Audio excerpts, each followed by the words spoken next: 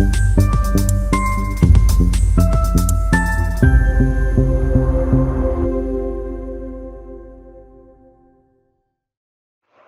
अहमदाबाद जिले के धुलका शहर में सरदार पटेल कम्युनिटी हॉल मितिकुई में धुलका शहर और तालुका कांग्रेस समिति द्वारा जन अधिकार अभियान प्रोग्राम का आयोजन किया गया, जो प्रोग्राम ऑल इंडिया कांग्रेस समिति के निर्देश अनुसार भारत देश के संसद सभा के विरोध पक्ष के नेता माननीय राहुल गांधी जी ने देश की वर्तमान भाजपा सरकार पर आरोप लगाया और चुनाव आयोग के चुनाव कमिश्नर के साथ साठगांठ करके मतदान सूची में छेड़छाड़ करवा के जिंदा आदमियों को मुर्दा साबित करने, उनके नाम निकलवाने के कई जगह पर वोट करवाए हैं और उसके कारण मोदी जी बड़ा प्रधान बने हैं। ऐसा सुप्रीम कोर्ट में सबूत के साथ क्या दाखिल किया गया। इस मुद्दे को राहुल गांधी ने पूरे भारत में जन अधिकार उजागर करने के लिए, जहां पर भी ऐसी भी धांधली हुई है, मतदारों के तहकीकात करने के लिए और भारत देश के सभी वोटरों को अपने वोट अधिकार और वोटिंग दरमियान में जो कार्यवाही करनी चाहिए। આપણે કહી શકાય કે દોટુક બેહિસાબી વાત કરનાર અમદાવાદ જિલ્લાના અને ધોળકા તાલુકાના હોનહાર મારી બહેન એવા સરોજબેન મંચ પર છે, એમનું પણ જોરદાર તાલીઓથી આપણે સ્વાગત કરીશું। હું આ કાર્યક્રમની શરૂઆત કરતા પહેલા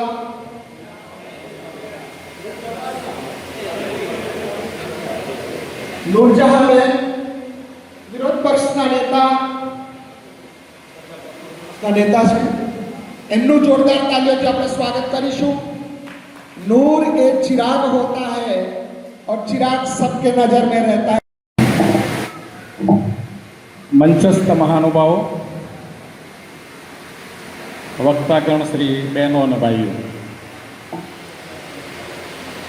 કોંગ્રેસની પૂર્વ ભૂમિકા જે છે 1885ની સાલની અંદર ડૉક્ટર હ્યુમ, જેમણે કોંગ્રેસ પક્ષની સ્થાપના કરી, કોંગ્રેસ પક્ષની સ્થાપના કરવા પાછળનો જે મેઇન ભાવના હતી ને જે હેતુ હતો એ માનો કે એ વખતે જે આઝાદીની જોરદાર ચળવળ ચાલતી હતી અને જોરદાર ચળવળની જે પરિણામ આવે કે દેશ આઝાદ થાય અને દેશ આઝાદ થાય તો કેવી વ્યક્તિના હાથમાં આ દેશનું શાસન જાય એ નક્કી કરવા માટે કોંગ્રેસ પક્ષની સ્થાપના કરવામાં આવી।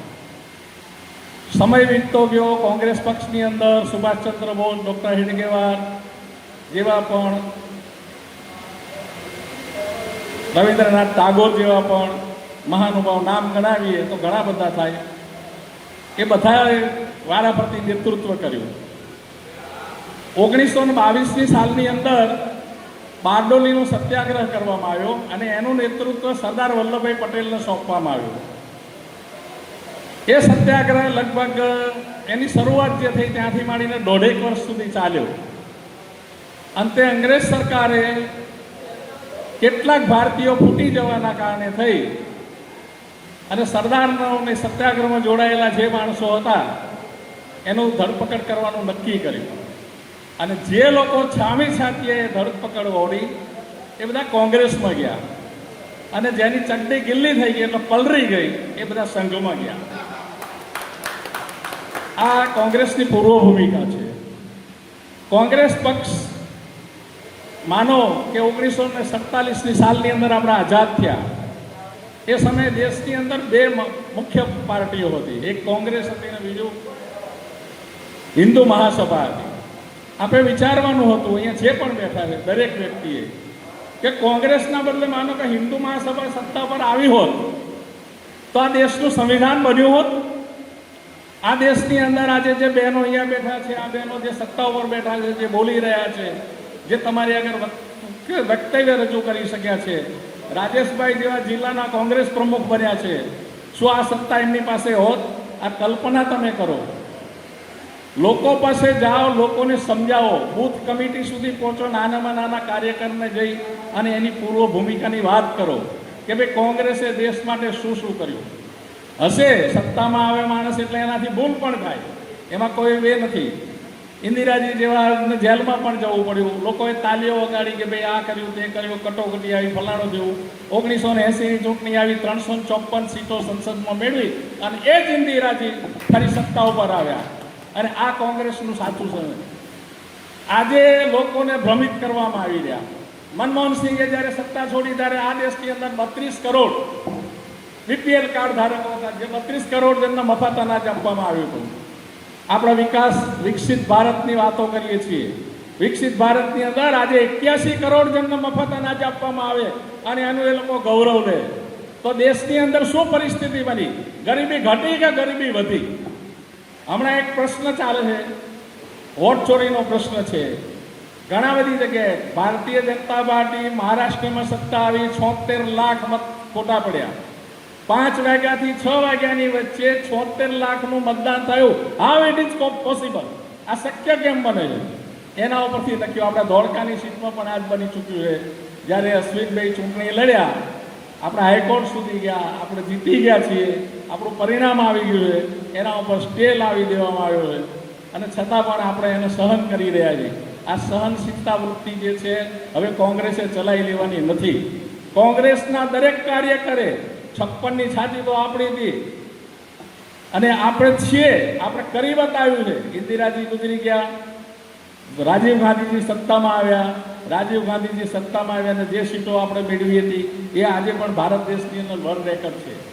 જે વ્યક્તિના દાદા જે વ્યક્તિના નાના, જે વ્યક્તિની દાદી અને જે વ્યક્તિના પિતા 3 વડાપ્રધાન હોય અને એનો છોકરો એક સામાન્ય 40 રૂપિયાની ગંજી પહેરી અને ગામે ગામ ફરતો હોય, 3 થી 4 હજાર કિલોમીટરની યાત્રા કરતો હોય, જેને પોતાને કાંઈ નાનામાં નાનો માણસ હોય એની આગળ જેની વાત કરતો હોય, એ વ્યક્તિની તમે પૂર્વ ભૂમિકા જો, એની આખી વાત સાંભળો, એને સમજો, એને સમજવાની કોશિશ કરો, તો જ આપણે સત્તા મેળવી શકશું.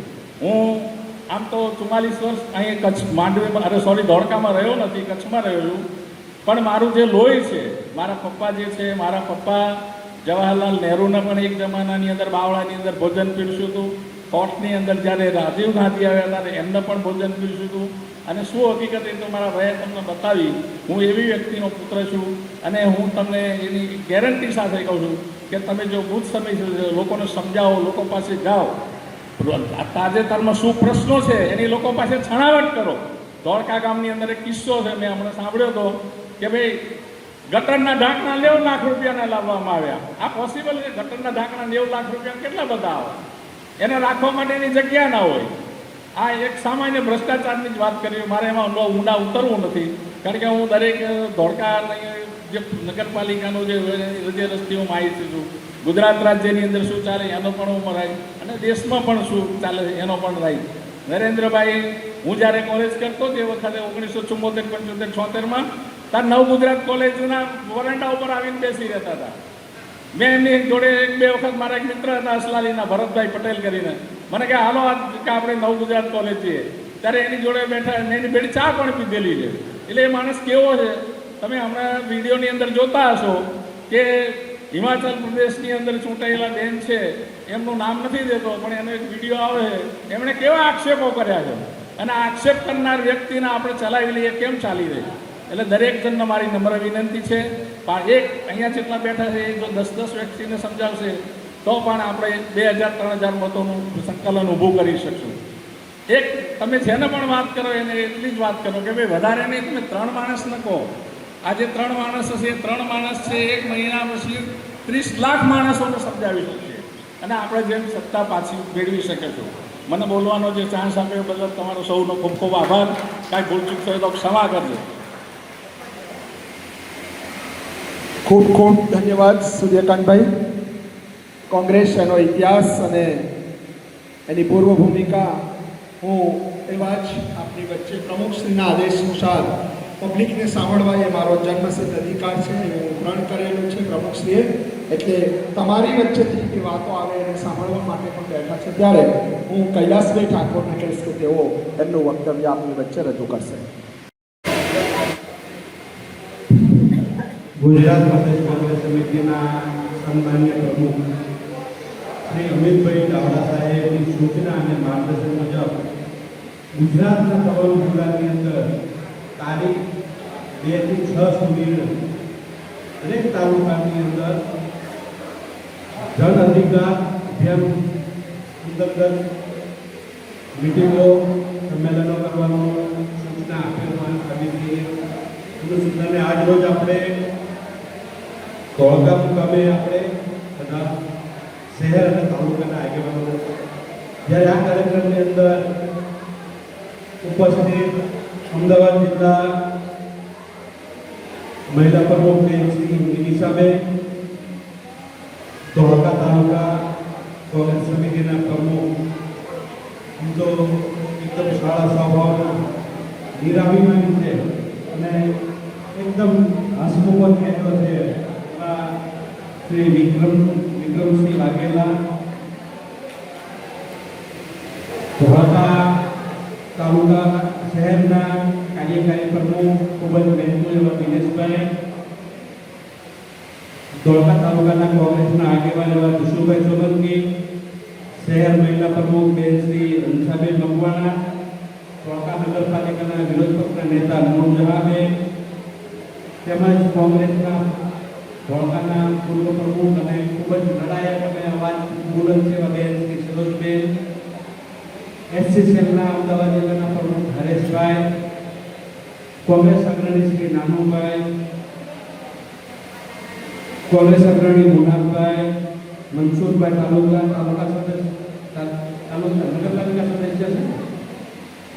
નગરપાલિકા સદસ્ય મનીષભાઈ મકવાણા, હમણાં ઘણું રૂપિયાનું કીધું એટલે વધારે કંઈ નથી વિશેષ કહેતો, પંકજભાઈ પાઠકભાઈ, કૈલાસભાઈ ઠાકોર એડવોકેટ અમારા મિત્ર છે ખાસ, પછી હનીફભાઈ મુનશી, સાકીરભાઈ, નટુભાઈ આપણે ધોળકા તાલુકાના પૂર્વ પ્રમુખ છે, નરેન્દ્રભાઈ, અશ્વિનભાઈ, ટિમ્બલિયાભાઈ, એસસી ધર્મિષ્ઠાબેન અને આજે ભાજપ છોડી અને કોંગ્રેસમાં જે જોડાયા છે એ તમામ જોડાયેલા આગેવાનો અને પત્રકાર મિત્રો અને રાહુલજીની ભાષામાં કહીએ તો બબ્બરશેર કાર્યકરો અમારા કોંગ્રેસના બધા.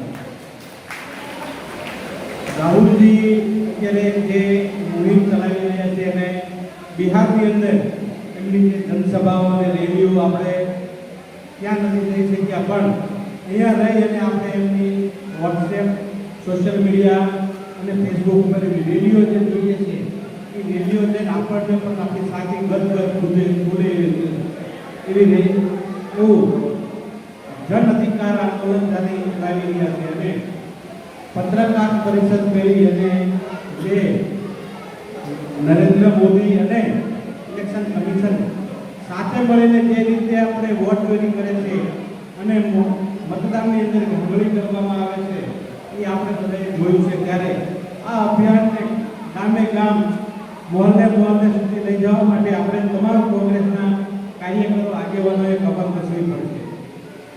ખૂબ જ ટૂંકા ગાળામાં કામગીરી આવે છે, કાર્યક્રમો આવે છે. હજુ 2 દિવસ પહેલા જ આપણે અમદાવાદ મુકામે વોટ ચોરીનો મુદ્દો અંગે એક મોટી જનસભાનું આયોજન કરવામાં આવ્યું. એમાં પણ ધોળકામાંથી ખૂબ જ મોટી સંખ્યામાં બધા આગેવાનો, કાર્યકરો ઉપસ્થિત થયા હતા. એ બદલ પણ ધોળકા ટીમને ખૂબ ખૂબ અભિનંદન પાઠવું છું. એવું ને એવું આંદોલન બીજું એક 8 તારીખે ગુજરાત વિધાનસભા ઘેરાવનો કાર્યક્રમ આપવામાં આવ્યો છે. એ વિધાનસભા ઘેરાવ કાર્યક્રમની અંદર ધોળકામાંથી વધુમાં વધુ સંખ્યા આવે એનું આપણે આયોજન કરવાનું છે અને વિધાનસભા ઘેરાવ કાર્યક્રમમાં આપણે ધોળકાની અને અમદાવાદ જિલ્લાની માણસો વધારેમાં વધારે ભાગ લઈ શકે એના માટે આપણે પ્લાનિંગ કરવાનું છે અને હાજર રહેવાનું છે. બીજી વાત કરવામાં આવે તો સંગઠન મજબૂત કરવાનું છે પાર્ટી માટે. હાલ જ હમણાં સંગઠન સૃજન અભિયાન અંતર્ગત જિલ્લા પ્રમુખ તરીકે મારી નિમણૂક કરવામાં આવી છે. એમાં જેના સેન્સ વધુ આવ્યા હતા એ મુજબ જિલ્લાના પ્રમુખ તરીકે દરેક જિલ્લાની અંદર નિમણૂકો આપવામાં આવી છે. એ જ રીતે તાલુકાની અંદર પણ જેના સેન્સ જે મુજબ હશે એ મુજબ અમે રિપોર્ટ કર્યો છે એ મુજબ પ્રદેશ સમિતિ નિર્ણય કરશે. એમાં અમારો કોઈ નિર્ણય ચાલવાનો નથી. પ્રદેશ સમિતિ અને રાહુલ ગાંધીની સ્પષ્ટ સૂચના છે કે જે કોઈ નામ નીચેથી આવશે પછી ચાહે ગમે એવો મોટો આગેવાન હોય, કાર્યકર હોય તો પણ એનું માનવાનું નથી. જે રિપોર્ટ આવ્યો છે એ પ્રમાણે જ કામગીરી કરવાની છે. ત્યારે આપ સૌને હું વિનંતી કરું છું કે હવે પછીના સમયની અંદર તાલુકા અંતે જે કોઈ લડવા માટે ઈચ્છુક હોય એ કામગીરી ચાલુ કરે. જે કામ કરશે અને એની અંદર નામ કોઈનું આવશે એને ટિકિટ આપવાનું રાહુલભાઈજીએ સ્પષ્ટ સૂચના આપેલી છે. અમને 2 દિવસની જે ટ્રેનિંગ આપી એમાં, અને આવતા સમયમાં પણ હજુ અમને વધારે ટ્રેનિંગ આપવાનું છે. ત્યારે એમની જે કંઈ ગાઈડલાઈન આવશે એ પ્રમાણે અમારે કામગીરી કરવાની છે. આ 3 દિવસની જે ટ્રેનિંગ હતી એની અંદર માત્ર જિલ્લાના શહેરના પ્રમુખો 41 પ્રદેશ પ્રમુખ, વિરોધ પક્ષના નેતા સિવાય કોઈ પણ આગેવાનને આ ટ્રેનિંગની અંદર એન્ટ્રી આપવામાં આવી નહોતી. એટલી કડક રીતે આ ટ્રેનિંગ આપવામાં આવી હતી. ત્યારે જે કંઈ કામગીરી આપવામાં આવશે એ અમારે કરવી પડશે. આવનાર તાલુકા કે શહેરના પ્રમુખ જે કંઈ બનશે એને પણ કરવાની. હલો, મંચસ્થ સ્ટેજ પર જે બધા મહાનુભાવો છે એ બધાનું હું હાર્દિક સ્વાગત કરું છું. જે લેડીઝો છે એમનું બી હાર્દિક સ્વાગત કરું છું. અને જે સ્ટેજ ઉપર નથી, મારી સામે બેઠ્યા છે, એ બધાનો બી હું મારા દિલથી બધાનો શુક્રિયા કરું છું. કેમ કે તમે છો તો અમે છીએ. અને અત્યારે જે વોટ ચોરીનો મુદ્દો રાહુલજીએ ઉઠાવ્યો છે એ સૌથી મોટો ફટકાર છે. એટલા માટે કે અત્યારે બધા વોટ કરે છે કોંગ્રેસને, પણ એ કોંગ્રેસમાં જતો નથી. એનું કારણ શું છે કે વોટ ચોરી કરે છે એના માટે. તો એ વોટ ચોરીનું જે અભિયાન અત્યારે રાહુલજીએ છેડ્યું છે એના માટે સર્વનો હું ખૂબ આભાર માનું છું કે અહીંયા આવ્યા છો તમે. અને ઘર ઘર જઈ આપણે એક રેલી દ્વારા, સંમેલન દ્વારા અને એકજૂથ થઈને આ મુદ્દાને, પડકારને આપણે બધાને સૌ દિલથી એને પડકારને ઉપકાર કરીને નિભાવવાનો છે. એના માટે હું સર્વને આહ્વાન કરું છું. અસ્તુ. આ એક ઐતિહાસિક પલ છે. વાલજીભાઈ જાદવ, વિનુભાઈ પરમાર,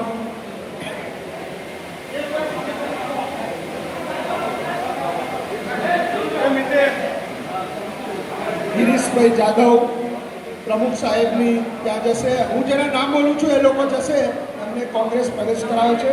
ગિરીશભાઈ જાદવ આપણી વચ્ચે કોંગ્રેસમાં જોડાય છે. તાલીઓથી આપણે સ્વાગત કરીશું. રણછોડભાઈ જાદવ, વાલજીભાઈ જાદવ, વિનુભાઈ પરમાર, પ્રફુલભાઈ, પ્રહલાદભાઈ પરમાર, મનીષભાઈ એમને હેલ્પ કરી રહ્યા છે. લાઈન સર જલ્દી જલ્દી જાઓ. બ્રિજેશભાઈ પરમાર, સોમાભાઈ, ચંદુભાઈ રાવલ, વિજયભાઈ પ્રજાપતિ, મનોજભાઈ પરમાર,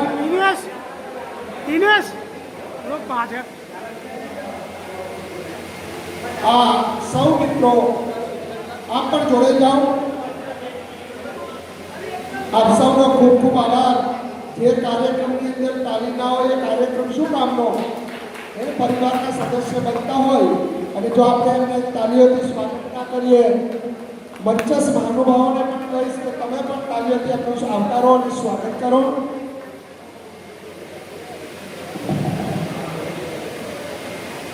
પ્રવીણભાઈ જાદવ વિશે વાત કરીશ તો આપણા એમએલએના ઘરમાં ગાબડું પડતું હોય અને એક ગાંધી ટોપીવાળો વ્યક્તિ અને કે પ્રવીણભાઈ જાદવ જો આ કામ કરતો હોય તો જોરદાર તાલીઓથી આપણે એનું સ્વાગત કરીશું. અને આ પ્રસંગને આવકારવાની સાથે સાથે હું પૂર્વ જિલ્લા પ્રમુખ શ્રી જસુ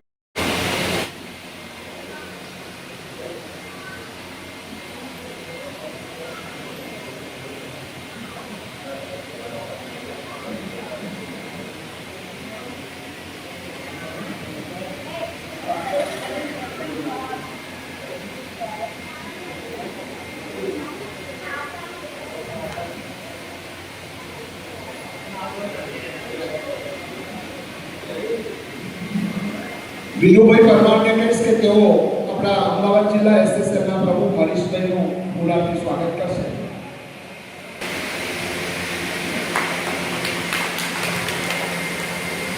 હું નરેન્દ્રભાઈ મકવાણાને કહીશ કે તેઓ નાનુભાઈનું સ્વાગત અને આપણા પ્રમુખ શ્રીનું ફૂલહારથી સ્વાગત કરે. મનોજ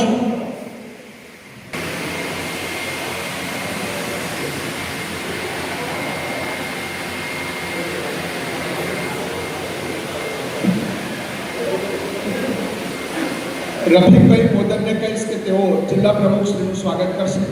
રફીકભાઈ મોદન.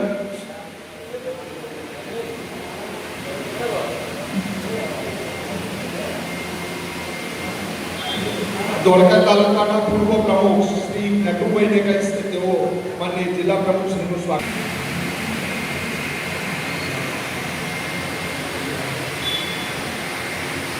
ગોળવંતભાઈ રાઠોડ સાહેબને કહીશ કે તેઓ આપણા જિલ્લા પ્રમુખ શ્રીનું ફૂલહારથી સ્વાગત કરશે.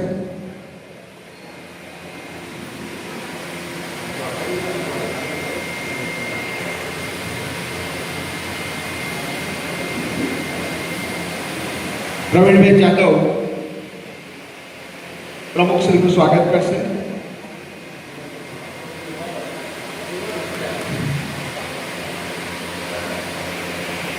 અને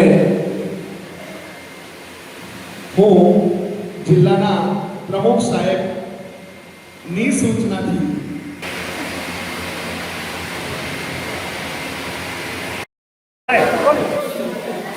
ગુજરાત પ્રદેશ કોંગ્રેસ સમિતિના માનનીય દેવીભાઈ ચાવડાની સૂચનાને માર્ગદર્શન મુજબ ગુજરાતના તમામ જિલ્લાની અંદર જન અધિકાર અભિયાન ચાલુ કર્યું છે. જેમાં લોકોને ઘર ઘર સુધી મળી અને વોટ ચોર બધી ચોરના નારા સાથે જે રાહુલજીએ